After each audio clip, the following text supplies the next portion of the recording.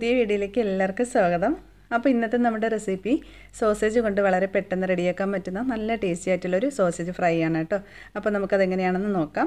അതിന് വേണ്ടിയിട്ട് ഞാൻ ഇവിടെ ഒരു പാക്കറ്റ് സോസേജാണ് എടുത്തിട്ടുള്ളത്.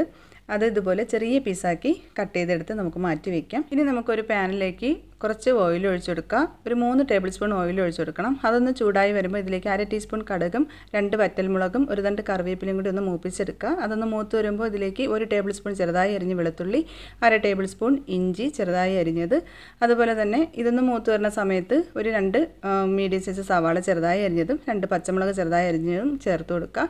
ആവശ്യത്തിന് ഉപ്പും കൂടി ചേർത്ത് നന്നായിട്ടൊന്ന് ഇതൊന്ന് വഴറ്റിയെടുക്കുക. വഴണ്ടു വരുന്ന സമയത്ത് ഇതിലേക്ക് നമുക്കൊരു 1.5 ടേബിൾ സ്പൂണോളം വറ്റൽമുളക് ചേർത്ത് നമ്മളെ എരിവിനനുസരിച്ച് ചേർത്ത് കൊടുക്കുക കേട്ടോ.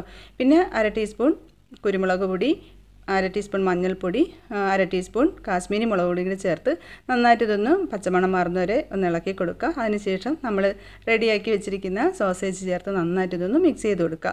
ഈ മസാലയൊക്കെ ഒന്ന് പിടിക്കാൻ വേണ്ടിയിട്ട് നമുക്കൊരു 5 മിനിറ്റ് ഇത് ചെറിയ തീയിലൊന്ന് അടച്ച് വയ്ക്കാം. അടച്ച് വെച്ചിട്ട് നല്ലതുപോലെ ഇതൊന്ന് ഫ്രൈ ആക്കി എടുക്കണം.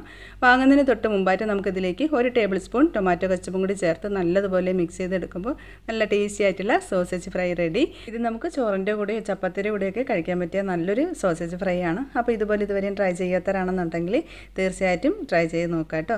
എല്ലാവർക്കും തീർച്ചയായിട്ടും ഇഷ്ടപ്പെടും. അപ്പോൾ നമ്മുടെ വീഡിയോ ഇഷ്ടപ്പെട്ടു എന്നുണ്ടെങ്കിൽ ലൈക്ക് ചെയ്യാനും ഷെയർ ചെയ്യാനും കമൻറ്റ് ചെയ്യാനും മറക്കരുത്. അപ്പോൾ പുതിയ നല്ല അടിപൊളി റെസിപ്പി ആയിട്ട് നമുക്ക് വീണ്ടും കാണാം. താങ്ക്